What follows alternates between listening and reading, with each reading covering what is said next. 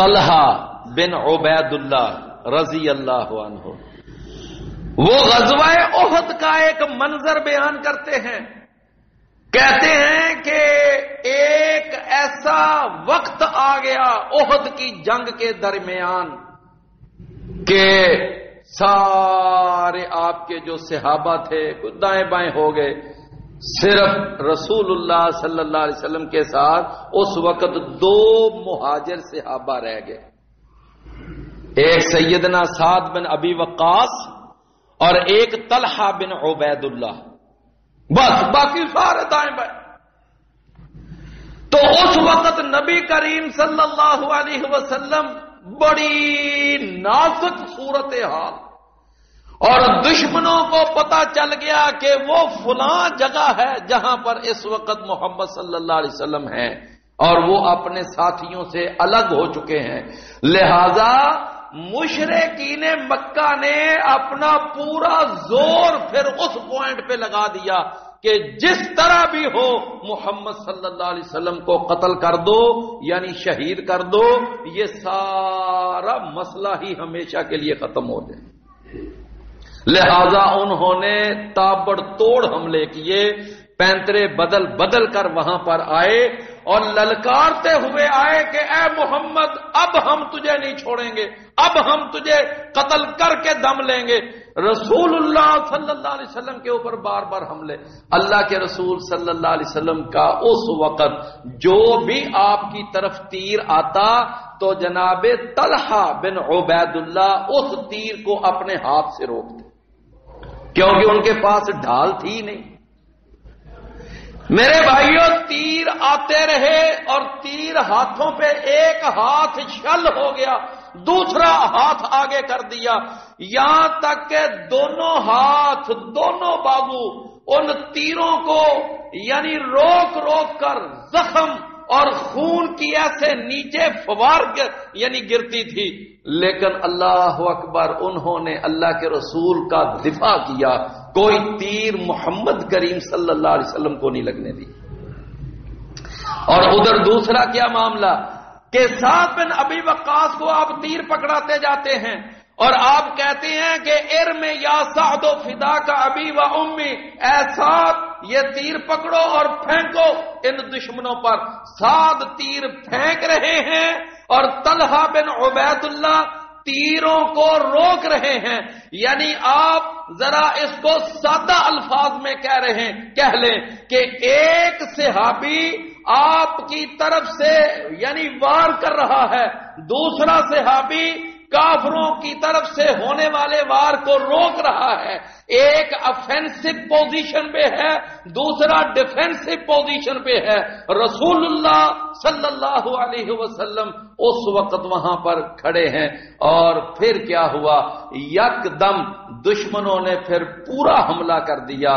تو آپ نے اس وقت فرمایا کون ہے جو آج ان کافروں کو ہم سے ہٹا دے، میں محمد اس کو جنت کی ضمانت دیتا ہوں.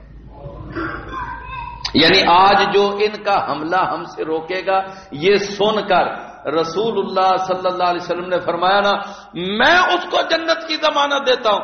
بس پھر کیا تھا، 7 صحابی جو انصار قبیلے کے تھے وہ پھر ایک ایک کر کے آگے بڑھے اور وہ یعنی پکڑتے اپنے ہاتھ میں تلوار، اور وہ جو دشمنوں کا ایسے آگے ایک جمگٹا آ جاتا وہ تلوار ایسے لہراتے اور لہرا کر وہ اتنا یعنی بے دریغ قسم کا حملہ کرتے، یہاں تک کہ لڑتے لڑتے پہلے ایک شہید ہوا، پھر دوسرا ہوا، پھر تیسرا ہوا. لیکن اس سے کیا ہوتا، اس سے یعنی ٹائم ملتا جاتا، معاملہ کچھ آگے بڑھتا جاتا. بس اتنی ہی دیر میں جب یہ 7 کے 7 صحابہ، یہ انصار صحابہ ایک ایک کر کے شہید ہو گئے تو رسول اللہ صلی اللہ علیہ وسلم کے پاس پھر بعد میں باقی صحابہ بھی اتنی دیر میں آ گئے. بس یہی ایک مشکل گھڑی تھی، ایک مشکل مرحلہ تھا. میرے بھائیوں الرحیق المختوم کے اندر لکھا ہوا ہے کہ جب ان 7 انصار صحابہ میں سے جو آخری صحابی تھا جب وہ آگے بڑھا، اس نے تلوار لہرائی، مقابلہ کیا، لڑتے لڑتے بالآخر زخمی ہو گیا۔ اتنی دیر میں کئی مہاجر صحابہ پہنچ چکے تھے۔ اس نے ان مہاجر صحابہ سے آخری ایک بات کہی، کہنے لگا کہ ذرا تھوڑی سی مہربانی کرو، مجھے گھسیٹ کرنا، ذرا رسول اللہ صلی اللہ علیہ وسلم کے قریب لے جاؤ۔ صحابہ نے اس کو پکڑا، اٹھا کر نبی صلی اللہ علیہ وسلم کے بالکل قریب لائے تو نبی صلی اللہ علیہ وسلم کے جہاں پاؤں تھے اس نے پاؤں پہ آ کر اپنا سر رکھ دیا اور اس وقت اس نے اپنا آخری سانس لیا۔ اس نے کہا میری خواہش یہ تھی کہ میری جان رسول اللہ صلی اللہ علیہ وسلم کے قدموں پہ نکلے۔ میں نے گلستان میں جا کر ہر ایک گل کو دیکھا، نہ تیری سی رنگت نہ تیری سی بو ہے، نکل جائے جان میری تیرے قدموں کے نیچے، یہی دل کی حسرت اور یہی آرزو ہے۔ اس صحابی نے اپنی آرزو یہ بیان کی کہ میری خواہش یہ تھی کہ میری جان نبی صلی اللہ علیہ وسلم کے قدموں پہ نکلی۔ تو میرے بھائیوں، صحابہ کرام نے صرف زبانی دعووں کے ساتھ نہیں بلکہ پریکٹیکلی بھی اس بات کو ثابت کیا کہ ان کو اپنی جانوں کے ساتھ اتنا پیار نہ تھا، اپنے آپ سے اتنی محبت نہ تھی جتنی محبت ان کو محمد کریم صلی اللہ علیہ وسلم سے۔ میں نے یہ آپ کو جو قرآن کی ایک آیت سنائی ہے، 4 حدیثیں سنائی ہیں اور ایک یہ غزوہ احد کا واقعہ سنایا ہے، ان ساری چیزوں سے کیا معلوم ہوا کہ نبی صلی اللہ علیہ وسلم کی محبت جو ہے وہ ہر مومن اور ہر مسلم کے ایمان کی روح ہے، اس کے بغیر کوئی شخص مسلمان نہیں ہو سکتا۔ لیکن میرے بھائیوں، ایک آگے سوال ہے، وہ سوال یہ ہے کہ محبت کا اصل معیار کیا ہے، محبت کا جو اصل انداز ہے وہ کیا ہے؟ کیا یعنی آج کل جس طرح کچھ لوگوں نے ایک مخصوص طبقے نے وہ کیا کہ 1 سال کے دن میں یعنی وہ کچھ اپنی طرف سے من گھڑت قسم کی بدعات اور اپنی طرف سے بنائی ہوئی خرافات اور اپنی طرف سے محبت کا اختیار کیا ہوا انداز اس کو اپنا کر وہ یہ سمجھتے ہیں کہ ہم نے محبت رسول کا حق ادا کر دیا۔ میرے بھائیوں، 12 ربیع الاول کے دن جو بھی میلاد کے نام پر بدعات کا وہ انداز اپنایا جاتا ہے، خرافات کا طریقہ اپنایا جاتا ہے، یہ طریقہ محبت کا رسول اللہ صلی اللہ علیہ وسلم سے اور آپ کے صحابہ سے اور آپ کے تابعین سے یہ طریقہ ثابت نہیں۔ سب سے پہلی ایک بنیادی بات میں آپ کو ذرا سادہ الفاظ میں عرض کرنا چاہوں گا۔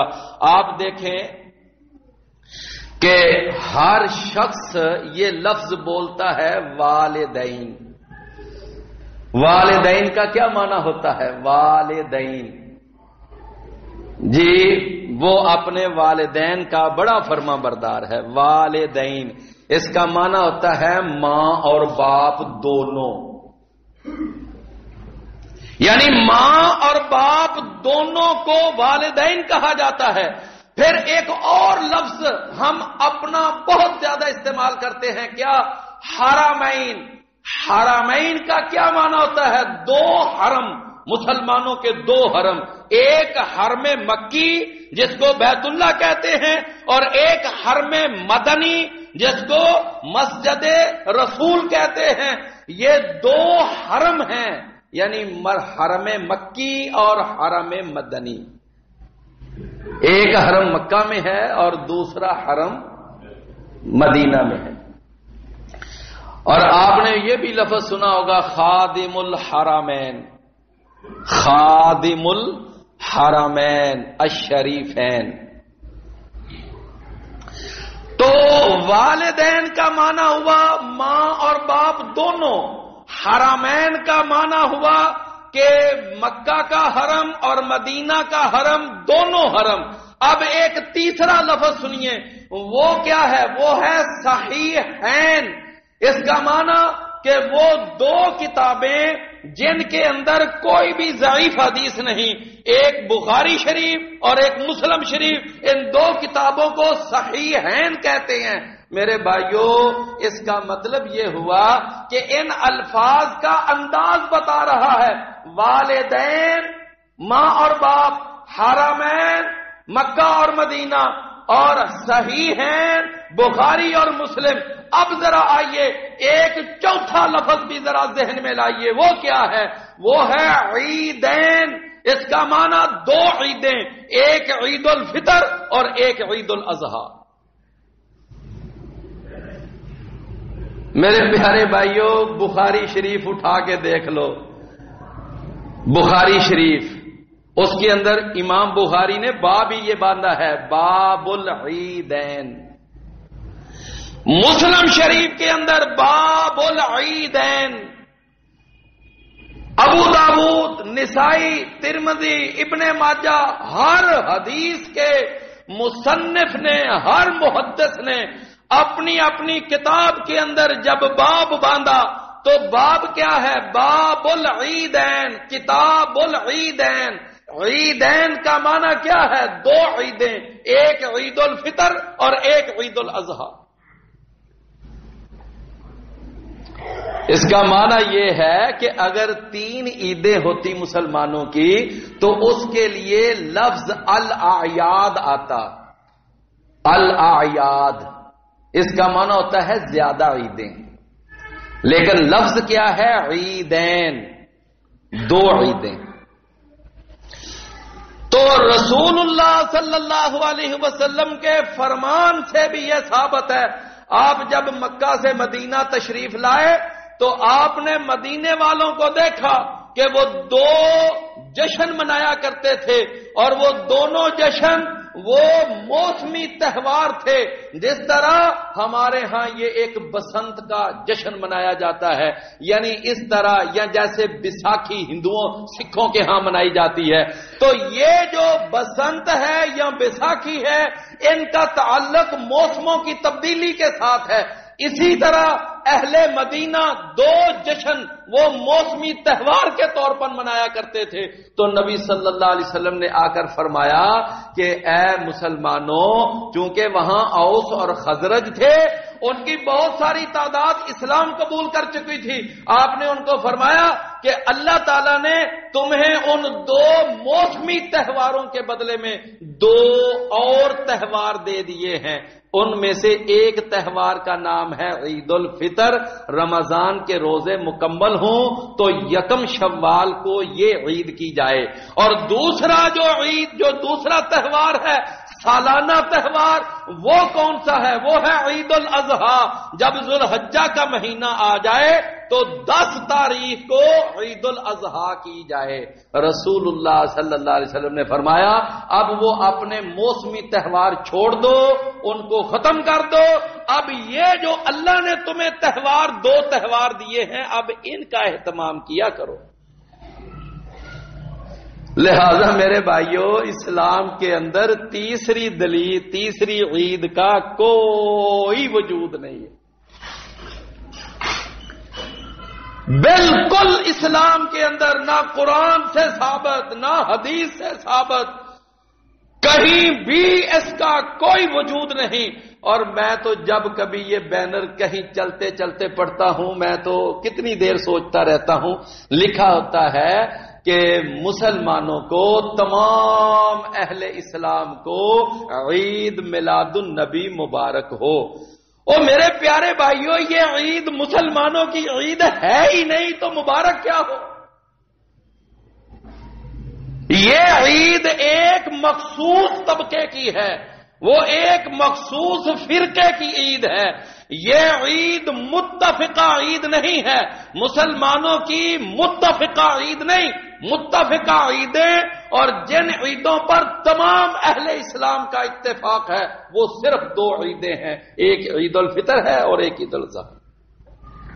یہ اہل اسلام کی عید نہیں ہے، یعنی تمام اہل اسلام کی عید نہیں ہے۔ اللہ اکبر۔ تو بہرحال سب سے پہلے جو میں نے آپ کے سامنے ایک قابل غور بات رکھی ہے کہ تمام حدیث کی کتابوں میں باب العیدین آتا ہے، کتاب العیدین لکھا ہوا ہے، دو عیدوں کا بیان، دو عیدوں کا بیان، کہیں تیسری عید کا وجود نہیں، کوئی ثبوت نہیں ہے۔ اور اس کے بعد آگے دیکھیے، قرآن مجید کے اندر اللہ تعالی نے نبی کریم صلی اللہ علیہ وسلم کے یوم ولادت کا کوئی تذکرہ کیا ہو کہ آپ 12 ربیع الاول کو پیدا ہوئے، یا رسول اللہ صلی اللہ علیہ وسلم کی کسی حدیث میں یہ بات آئی ہو کہ نبی صلی اللہ علیہ وسلم نے فرمایا ہو کہ میں 12 ربیع الاول کو پیدا ہوا، نہ سب سے پہلے یہ بات بھی سمجھنے والی ہے کہ نبی صلی اللہ علیہ وسلم کا 12 ربیع الاول کو پیدا ہونا یہ نہ قرآن سے ثابت ہے نہ حدیث سے ثابت ہے۔ سب سے پہلی یہ ایک بات سمجھنے والی ہے، قرآن میں بھی کہیں کوئی آیت نہیں، حدیث میں بھی کہیں تذکرہ نہیں۔ ہاں باقی رہ گیا کہ سیرت نگاروں نے اور تاریخ دانوں نے، مؤرخین نے یہ اپنی اپنی تاریخوں کے اندر اپنے اپنے حساب سے لکھا۔ کسی تاریخ والے نے یہ لکھا کہ نبی صلی اللہ علیہ وسلم 7 کو پیدا ہوئے ہیں، 7 ربیع الاول کو، اور بعض مؤرخین نے لکھا کہ 8 کو پیدا ہوئے، اور بعض نے لکھا 9 کو پیدا ہوئے، اور کچھ نے لکھا کہ 12 کو پیدا ہوئے۔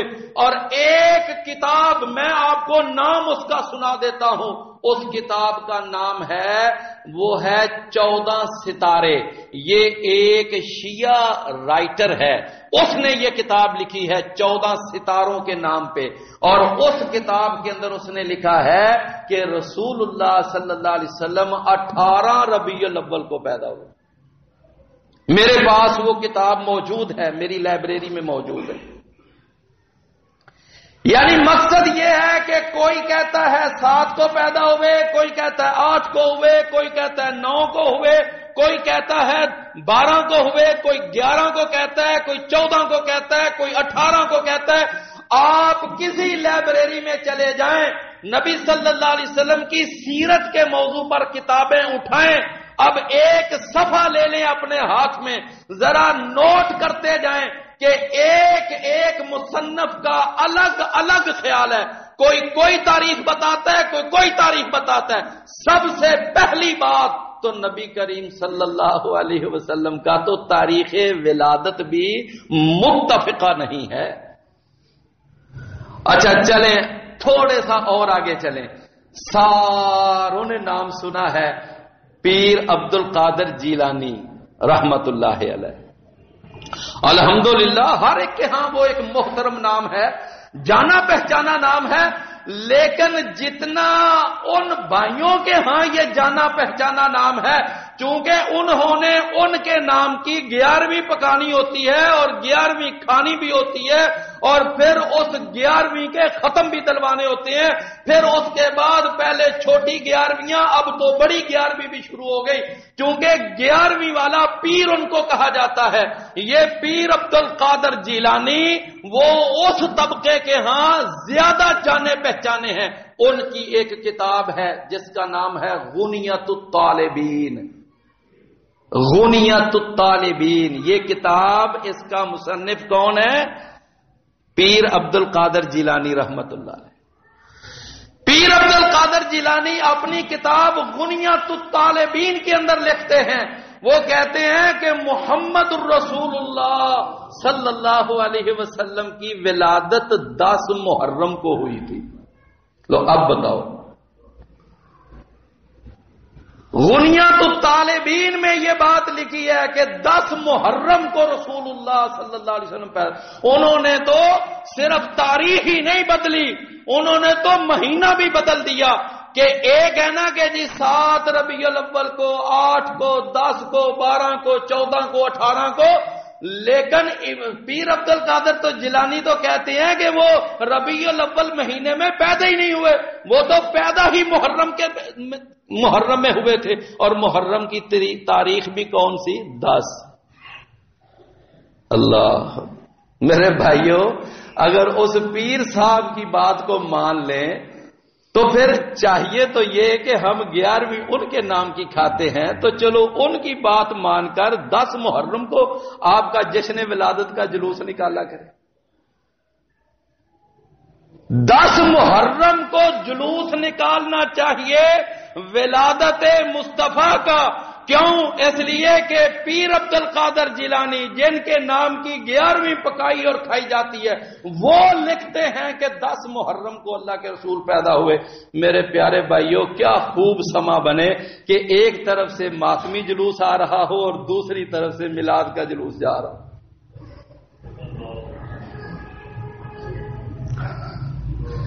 تو میں عرض یہ کر رہا تھا کہ یہ جو ہے نا ثابت ہی نہیں ہے، رسول اللہ نہ قرآن میں اس کا کوئی ثبوت، نہ حدیث میں ثبوت، نہ اس کا کوئی اللہ کے رسول نبی کریم صلی اللہ علیہ وسلم۔ اچھا بہرحال میں ایک بات ویسے کر دوں، آپ میں سے کئی لوگوں نے نام سنا ہوگا سلیمان منصور پوری رحمت اللہ علیہ۔ انہوں نے ایک کتاب لکھی ہے، 2 جلدوں میں ہے، بلکہ 3 جلدوں میں، رحمت للعالمین اس کتاب کا نام ہے، اور اس کے اندر انہوں نے اللہ کے نبی کی ولادت کا تذکرہ کیا۔ دنیا کے جو معیار ہیں، دنیا کے معیار کے مطابق وہ انہوں نے ایک یعنی جو حساب ہوتا ہے نا، حساب یعنی تاریخ معلوم کرنے کا، اس کے لیے جو حساب ہے، انہوں نے اس علم ہیئت کو سامنے رکھ کر انہوں نے یہ بات باقاعدہ بڑی تفصیل سے ثابت کی ہے۔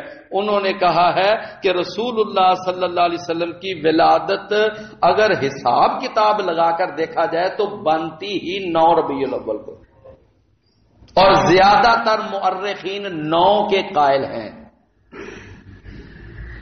تو بہرحال میں نے ایک بات تھوڑی سی رکھ دی، اللہ کے رسول صلی اللہ علیہ وسلم کی زندگی میں یہ دن 63 بار آیا، 63 بار، کیونکہ آپ کی عمر مبارک کتنی تھی؟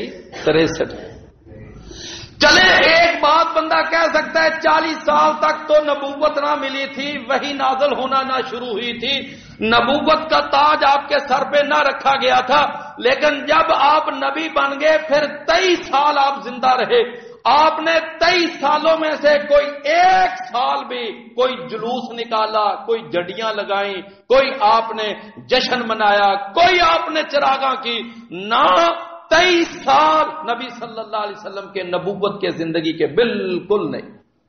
اللہ کے رسول دنیا سے چلے گئے، پھر اس کے بعد 2 سال خلافت کی ابو بکر رضی اللہ عنہ نے، 1 سال بھی کوئی جلوس نہیں نکالا، پھر ان کے بعد 10 سال خلافت کی عمر رضی اللہ عنہ نے، وہ جب دنیا سے گئے تو اس وقت یعنی 23 ہجری تھا، رسول اللہ صلی اللہ علیہ وسلم کا کوئی جشن نہیں منایا گیا۔